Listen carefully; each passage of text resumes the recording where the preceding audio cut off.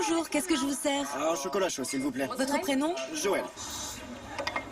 Quel est votre prénom? Alex. Voilà pour vous. Si vous likez notre page Facebook, on vous offre un café et une pâtisserie gratuite. On a un nouveau like de Damien. Ok, bien reçu. Bonjour, qu'est-ce que je vous sers? Je viens de liker votre page Facebook. Je cherche sur Facebook. Et moi sur Google. C'est bon, j'ai son portable. J'ai trouvé son email.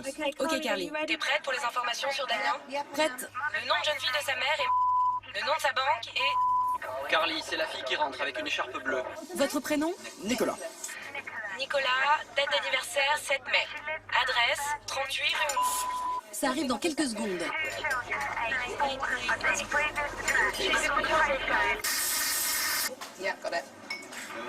Damien, 26 ans, prof de fitness. Mais comment vous savez tout ça? Brady, vous étudiez à UCL? Martin, à South Thames? Vous êtes bien psy à l'hôpital Great Ormond Street? Comment vous savez ça? Mais qu'est-ce que c'est que ça? Vous savez aussi que je suis chrétien? Oui, on sait tout sur vous, Martin. Merci, Anna de Russie.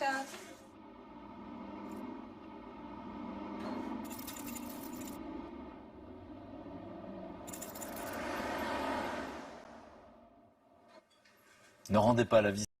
Orchestré par le CIFAS. En fait, CIFAS, c'est la principale association britannique de lutte contre les fraudes, justement, sur Internet, cybercriminalité. Et voilà. Ça s'est passé l'an dernier. L'idée, c'était, pour qu'on comprenne bien, on proposait à des gens dans la rue d'avoir un café et une pâtisserie gratuitement, tout simplement en mettant un like. Moi, je ne suis pas sur les réseaux sociaux, mais de dire j'aime bien votre enseigne. D'accord. Et du coup, avec simplement avoir posté ce like, eh bien, on arrive à avoir quelques données sur les personnes. Et en 3 minutes, le temps de faire un café, ben voilà, les gens avaient un historique de certaines informations. Pareil, je suis pas très actif sur les réseaux sociaux, donc on peut avoir votre numéro de téléphone comme ça facilement. On peut avoir tout ce que vous mettez dedans. Si vous êtes suffisamment, on va dire, naïf, Oui. pour imaginer que parce que vous avez cliqué sur non, ça c'est privé et personne ne verra les informations que vous mettez dans votre compte de réseaux sociaux, quel qu'il soit. C'est que vous êtes vraiment un petit peu en retard sur la technologie. Il faut savoir que les réseaux sociaux ne gagnent pas d'argent autrement qu'en revendant les données personnelles qu'ils ont collationnées sur l'ensemble de leurs membres à des groupes d'intérêt. Si je suis, par exemple, si je fais des crédits immobiliers, ça m'intéresse de savoir qui sont les jeunes couples avec plus de 5 000 € de revenus mensuels dans ma région et qui sont en location actuellement. Eh bien, ces infos-là, je peux les acheter. Je peux acheter chez un Je vais juste préciser quand même, c'est pas aussi simple que ça. Hein. Les données sont anonymisées dans ce cas-là. Et on ne peut pas avoir, je voudrais tous les Parisiens qui gagnent plus de 5 000 € et avoir les noms, les prénoms, les adresses. C'est pas aussi simple que ça. Mais ils vendent des C'est pas données. aussi simple. Non, ils ne vendent pas les données. C'est-à-dire que quand on dit on vend les données, on a l'impression qu'on donne des carnets d'adresses. Non, en fait, ce qu'il fait, c'est qu'il fait de la publicité ciblée. Ça veut dire que moi, je suis un annonceur et je veux que ma publicité apparaisse sur un type de profil. C'est ce genre de choses qu'on appelle vendre les données. Il ne vend pas on ne peut pas acheter les adresses ni les budgets de certaines personnes. C'est un peu comme les fichiers temporaires en matière informatique, si vous voulez. Et ça, c'est un des conseils qu'on pourrait donner aux gens. D'abord, éviter de mettre des données trop personnelles dans son ordinateur ou dans ses réseaux sociaux. Il y a un moyen très simple, on en a tous besoin. Vous avez réservé un voyage hier, il fallait la photocopie du passeport, il fallait scanner. Tout ce qui est données personnelles, au lieu de le mettre dans votre ordinateur, vous le mettez sur une petite clé USB et vous mettez la clé USB dans l'ordinateur quand c'est nécessaire. Et vous n'oubliez pas, une fois que vous avez enlevé la clé USB, de supprimer les fichiers temporaires sur lesquels sont inscrits et sont restés dans l'ordinateur, dans la mémoire de votre ordinateur, tout ce que vous envoyez. Il y a une espèce de copie temporaire qui se met dans votre ordinateur. Si vous retirez la clé avec vos données et vous pensez tranquille, c'est une erreur. Il faut aussi nettoyer votre ordinateur. Ça a l'air extrêmement compliqué comme ça. Je ne sais pas comment on fait pour nettoyer Je me suis fait expliquer par ma fille de 17 ans, ça a été extrêmement rapide, c'est très simple. Nos jeunes... Annie, c'est comment on fait pour nettoyer son ordinateur? Ce qui est bien, c'est que maintenant, les nouveaux navigateurs sur Internet, on commence à prendre conscience de ces problèmes-là et commence à mettre des paramètres do not track, c'est-à-dire je ne veux pas être pisté. Il y a aussi des systèmes de nettoyage automatique, c'est-à-dire que quand je ferme le navigateur, il supprime toute la session. Et puis il y a un autre conseil aussi pour éviter d'avoir à nettoyer. Le conseil que je peux donner, c'est, vous savez, il y a un mode incognito dans les navigateurs. Passez votre temps dans le mode incognito, parce que dans le mode incognito, il ne garde rien. Il n'y a aucune miette, aucune trace. On clique une fois pour toutes ou à chaque recherche? Non, il faut le démarrer, parce que par défaut, on démarre sur une fenêtre classique où on est pisté.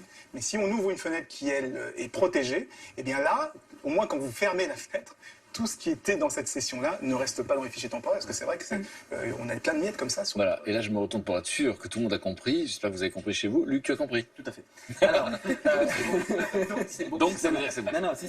Mais c'est vrai que quand on s'inscrit comme ça sur les réseaux sociaux ou sur Internet, quand on fait un achat ou voilà, on va mettre des informations personnelles. On va mettre sa date de naissance, on peut mettre son portable, et ça, on va vous demander votre adresse postale. Et ça, on va vous demander est-ce que vous voulez que ça soit privé ou pas. Et plein de gens laissent ces informations. Et c'est ce qui s'est passé à Edwige. Edwige, c'est la maman de Leslie qui travaille avec nous, qui est martinico-corésienne, comme tout le monde le sait.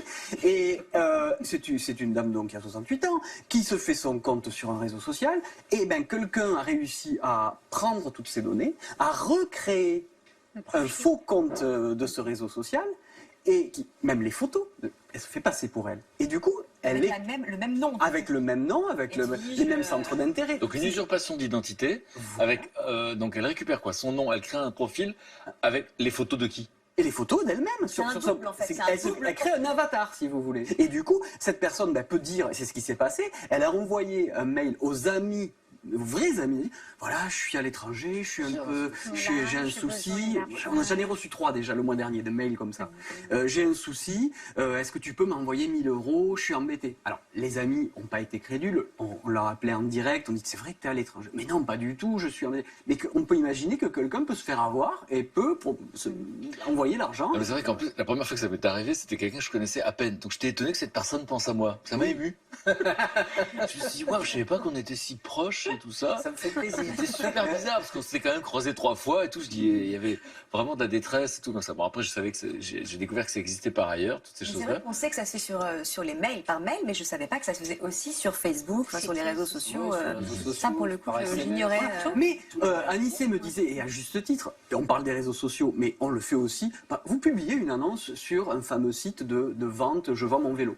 D'accord. Là, vous allez mettre votre nom, votre prénom, votre portable. On peut savoir aussi de cette manière-là. Il n'y a pas que les réseaux sociaux à stigmatiser. Vous allez sur un site de rencontre, par exemple. Par exemple, c'est du vécu. Bon, Vous donnez plein d'infos. Non, mais c'est tout simplement ce qui est intéressant dans le message de cette vidéo, c'est le message final qui dit surveiller les paramètres. Parce que il y a énormément d'informations qui sont publiques quand sur les réseaux sociaux. Ça veut dire que quand on fait un like, qu'est-ce qui se passe? C'est qu'on autorise le magasin en question à accéder à toutes les informations qu'on a données publiques. Il y a de vraies solutions. La solution la plus concrète, c'est de ne pas rendre publiques toutes ces informations. On peut tout à fait de soi-même dire, non, je ne donne pas mon adresse postale, je ne donne pas ma date de naissance, je ne dis pas que j'ai fait telles études, parce que pour le fraudeur, ah oui, c'est bien lui, puisqu'il sait qu'il a fait ses études à Toulouse, à la fac du Mirail. Voilà, par exemple. Donc voilà, ça c'est... La deuxième chose, c'est qu'on crée des groupes en fait sur les réseaux sociaux et on dit à qui on veut les rendre, à qui on veut les donner publiques ces informations. Je sais que si je les donne à Aude ou à toi, tu vas pas aller t'en servir contre moi. L'autre chose aussi, c'est que parfois on peut rencontrer des amis qu'on va avoir sur des réseaux sociaux parce qu'on a bu un verre au hasard. Ces gens-là, on les connaît pas. Voilà. Donc là, peut-être qu'il faut faire attention. C'est de nouveaux amis qui ne sont pas encore des amis. Et qui ne sont pas encore des amis. Donc là, il faut, à ces gens-là, dans un premier temps, on ne va pas tout leur dévoiler de nous-mêmes aussi. Voilà.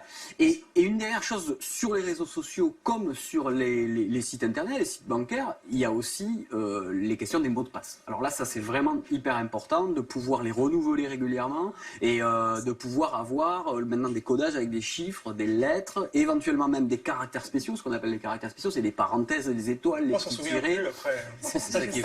Alors ça c'est on a tendance à utiliser le même nom. Ou à le noter, ou à le noter, c'est encore pire, on le note. Et de le note. Moi, j'avoue, je le note. Moi, j'ai une technique toute simple pour les mots de passe, c'est-à-dire que vous prenez une phrase que vous aimez beaucoup. Je sais pas moi, petit Papa Noël, au clair de la lune, vous prenez cette phrase-là et vous l'utilisez comme mot de passe. Ça veut dire que vous faites petit Papa Noël, ma banque, petit Papa Noël, mon cours de fitness, petit Papa Noël, mon mail. Et en fait, votre mot de passe, il est toujours une phrase un peu longue. Avec à la fin, vous rajoutez le code du service, comme ça, vous savez. C'est très facile à retenir. C'est très très difficile pour un pirate de récupérer ces informations-là, parce que il va chercher votre nom de famille, le nom du chien, des choses assez simples. Et plus le mot de passe est long, plus il est difficile à récupérer. Donc faites petit Papa Noël, ma banque. Ça sera je change tous mes codes cet après-midi. Il y a autre chose aussi qui, moi, je trouve très surprenant, c'est que sur Internet, les gens ont des comportements qui sont complètement irrationnels, qu'ils n'auraient pas dans la vraie vie. Je ne sais pas, moi, si vous rencontrez quelqu'un, un marabout dans la vraie vie, qui vous dit dites-moi, j'ai découvert un trésor de 100 milliards de dollars dans ma cave. donnez-moi 100 € et on partage. Vous allez dire, c'est bon, vous n'avez pas trouvé ça sérieux. Mais sur Internet, les gens disent oui. Donc un peu de bon sens et essayer de se comporter sur les réseaux et sur Internet, un peu comme Comme dans la vie, donc un peu de méfiance. Donc vous avez publié un livre, hein, On a volé mon nom, tous les deux, histoire d'un long combat, vous racontez votre histoire pour prévenir et vous donner des conseils. Quel genre de conseils on peut retenir? Et encore une fois, on va être très attentif parce que ce sont des conseils qu'on doit appliquer. C'est des conseils, mais pas sur le digital. Sur le non digital, typiquement, à chaque fois qu'on fournit une copie de sa pièce d'identité, on la raye et on met la date et le motif de la copie. Donc, vous laissez votre copie d'identité à un hôtel. J'ai séjourné à tel hôtel. On met 17 mai et le nom de l'hôtel. On l'écrit dessus, oui. sur la copie.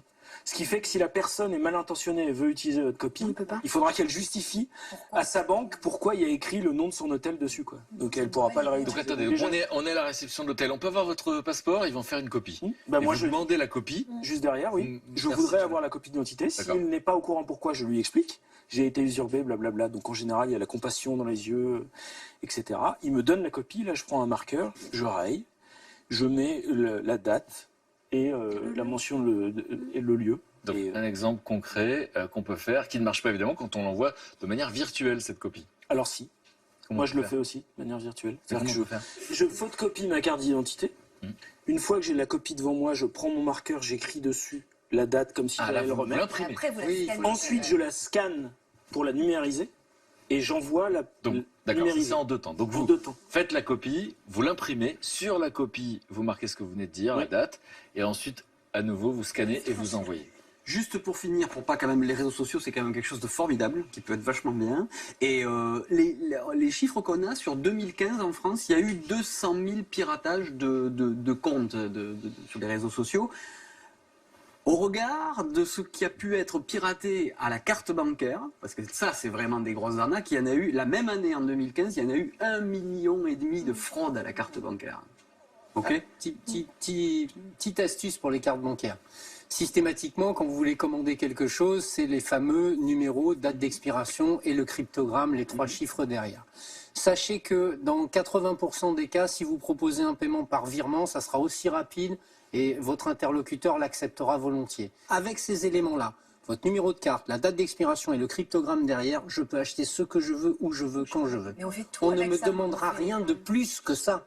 Si on n'a pas tapé son code PIN, on est tout à fait fondé de répudier l'achat. Les réseaux Visa, Mastercard, American Express, etc., ils ont une clause pour pouvoir répudier n'importe quel achat. Le problème, c'est que les banques nous font payer, en général, avec les e-cartes bleues, les assurances sur les achats, etc. Mais tout le monde, dans sa carte bancaire, a une assurance et peut dire, c'est pas moi qui ai fait, et c'est aux commerçants ensuite de prouver que c'est bien vous qui avez fait l'achat. Mais en attendant, vous êtes remboursé. D'accord, mais c'est la sensation que j'avais, parce qu'effectivement, on se sent extrêmement vulnérable quand on donne tout, et je me dis, je m'attends du jour au lendemain à avoir effectivement ce genre d'achat, et donc on se dit qu'on est protégé, parce qu'après tout, c'est la banque qui nous met, enfin c'est le système qui nous met dans cette situation de vulnérabilité. Et elle le sait tellement bien, la banque, qu'ils ont maintenant mis au point des systèmes qui font que quand on vous demande ces éléments-là, vous recevez un SMS avec un code spécifique pour cette opération qui vous est fourni par la banque. Si on reçoit vous êtes couvert. Là, on est couvert. Vous êtes couvert de tous les côtés. C'est-à-dire même si c'est un faux achat, si on vous a donné un numéro d'autorisation, si vous payez en l'air, si je puis dire, ça vous sera remboursé. Alors.